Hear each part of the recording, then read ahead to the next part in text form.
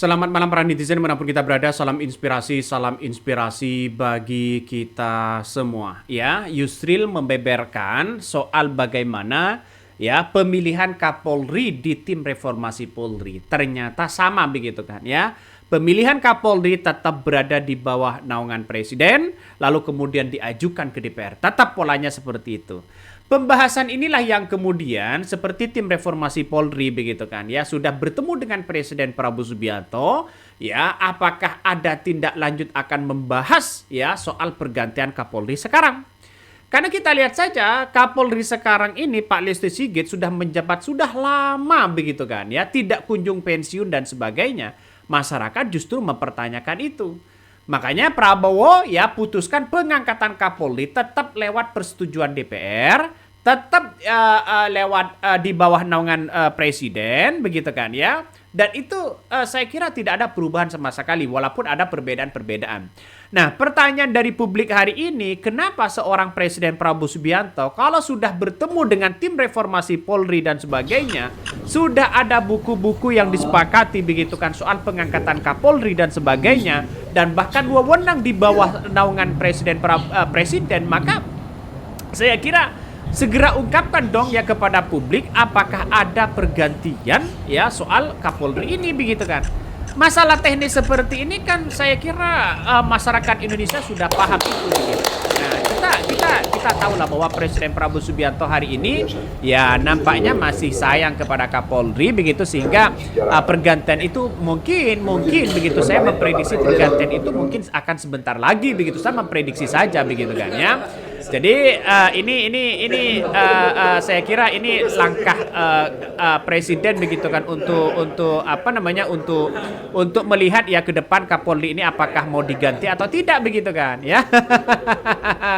jadi ini sangat ya sudah waktunya lah ya Pak Listio Sigit ini diganti begitu kan ya. Kenapa Bang bisa mengatakan seperti itu? Karena menjabat ini sudah lama sekali begitu kan jabatannya. Nah, dengan apa yang sudah dibeberkan oleh Yusril itu tadi begitu soal pengangkatan Kapolri dan sebagainya, saya kira kalau sudah ada pembahasan seperti ini mungkin pergantiannya akan selangkah lagi atau sebentar lagi begitu. Kayak saya setuju dengan pergantian itu. Karena apa? Karena berikanlah waktu kepada yang lain.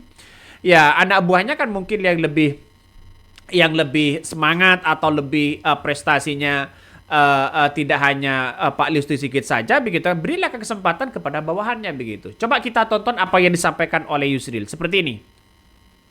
Pak Ketua, Pak Jimli, kami sebenarnya telah menyerahkan ada 7 jilid buku kepada Pak Presiden, mungkin sekitar 3.000 halaman ya. Ada yang ringkasannya, ada 13 halaman dan ada yang hanya 3 halaman. Dan tadi sudah diserahkan kepada Pak Presiden dan beliau sudah baca. Yang kesimpulannya adalah bahwa ada 6 poin dari kesimpulan yang dicapai oleh Komite Percepatan Reformasi Polri.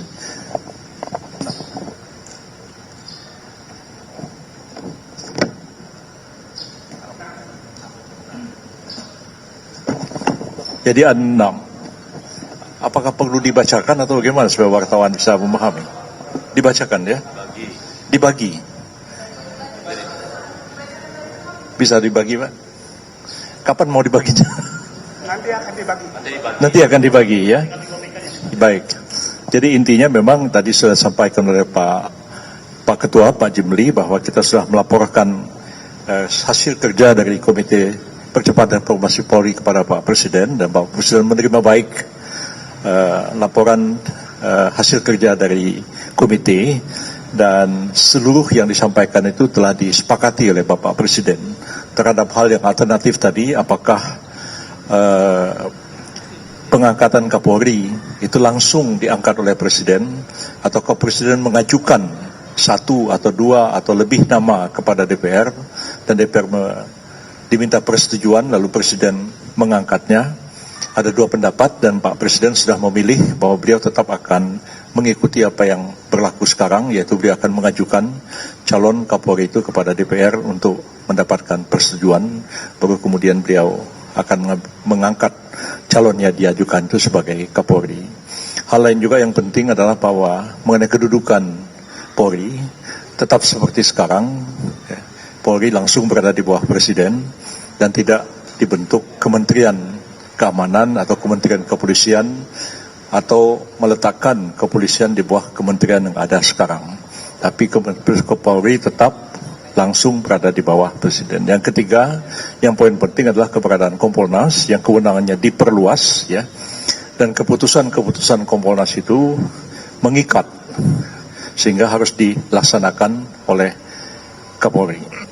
Dan mengenai Kompolnas ini karena diperluas, kewenangannya juga dipertegas, maka implikasinya adalah perubahan terhadap Undang-Undang Polri.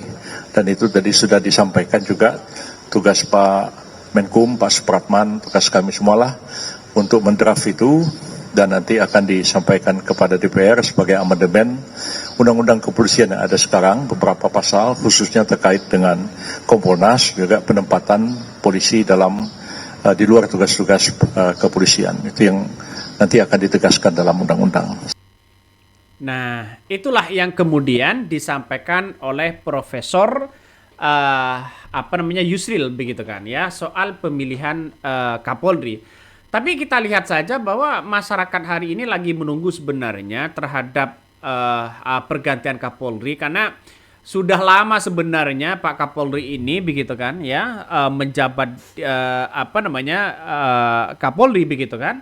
Dan bahkan Presiden Prabowo Subianto memutuskan agar pengangkatan Kepala Kepolisian Republik Indonesia atau Kapolri tetap melalui persetujuan dari Dewan Perwakilan atau DPR. Nah, Menteri Koordinator Bidang Hukum dan Hak Asasi Manusia, Imigrasi dan Permasyarakatan Yusril Mahendra juga menyebutkan keputusan ini diambil Prabowo setelah menerima rekomendasi dari Komisi Percepatan Reformasi Polri. Makanya Yusril ini menuturkan bahwa dalam rekomendasi yang diberikan kepada Prabowo, bahkan Komisi Percepatan Reformasi Polri memberikan 2 alternatif terkait dengan pengangkatan Kapolri. Ya, selain mekanisme ya yang di atas yang berlaku begitu kan selama ini, komisi juga mengusulkan agar Presiden dapat mengangkat Kapolri secara langsung tanpa melalui persetujuan DPR. Ada pro dan kontra begitu. Nah, kalau misalnya DPR mengangkat langsung ya Kapolri, maka kemudian saya kira kenapa tidak dipersiapkan tidak dimusyawarahkan dulu ke DPR begitu kan. Itu kan langkah yang bagus sebenarnya. Kalau sekarang ya Listio Sigit ini kan sudah lama sebenarnya memimpin begitu, apakah di era Presiden Prabowo Subianto akan dipertahankan lagi begitu kan? Karena ini kan tergantung dari Presiden juga. Ya kalau Presiden mau untuk diganti bisa saja begitu. Publik nampaknya sudah ingin diganti begitu kan. Makanya kapan Kapolri diganti ya? Ini kan suatu pertanyaan yang sangat-sangat luar biasa begitu kan. Kenapa Bang bisa mengatakan seperti itu? Karena publik selama ini masih bertanya-tanya soal pergantian Kapolri dan sebagainya begitu. Salah satunya misalnya dari komentar-komentar netizen, kapan mau ada pergantian dan sebagainya begitu kan ini kan publik masih mempertanyakan soal pergantian Kapolri dan sebagainya begitu. Kalau ini dirombak maka kemudian ya saya kira ini langkah yang bagus begitu. Kenapa?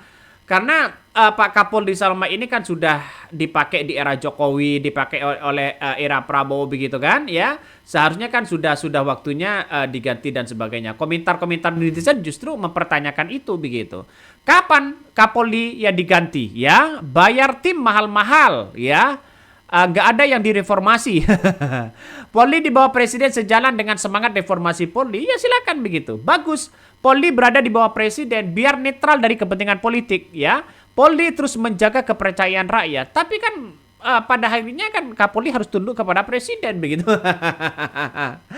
Apanya yang direformasi tetap aja begitu. Langkah yang disamakan Pak Yusril, coba kita baca begitu kan. Coba kita baca publik biar tahulah begitu kan ya, komentar-komentar netizen, karena ini kan berkaitan dengan komentar-komentar netizen juga begitu kan ya. Apapun yang terjadi ya komentar-komentar netizen kan tetap dibacakan sebagai bentuk aspirasi lah begitu kan ya. Ini salah satunya, coba kita berbesar sini. Nih, salah satunya. Langkah yang disampaikan Pak Yusri dalam menjelaskan proses Kapolri yang menunjukkan adanya transparansi dan keterbukaan pemerintah kepada masyarakat, hal ini menjadi sinyal positif bahwa reformasi di tubuh Polri terus berjalan secara sistematis ya dan sesuai dengan mekanisme konstitusi. Di bawah kepemimpinan Prabowo Subianto, semoga ke depan Polri semakin profesional, ya, modern dan dipercaya oleh masyarakat. Makanya kita tahu bahwa hal ini harus dibenahi begitu kan ya. Pemaparan yang disuarakan Ruslim Mahendra memberikan kejelasan kepada masyarakat bahwa proses penyerahan Kapolri dilakukan secara terstruktur dan profesional. Ya, ini salah satu komentar dari netizen begitu kan. Ini mulai Polri pisah dari ABRI mungkin sudah banyak berubah tentang kultur. Nah, ini komentar-komentar netizen banyak sekali pro dan kontra ya, banyak pro dan kontra, ada yang mendukung dan ada yang tidak dan sebagainya. Bagi kami siapapun Kapolrinya yang penting ya hak bersama dengan rakyat. Itu aja begitu. Oke, mungkin itu yang kami sampaikan ya. Tonton terus di channel Hodari Podcast Rakyat ini, jangan lupa di-subscribe.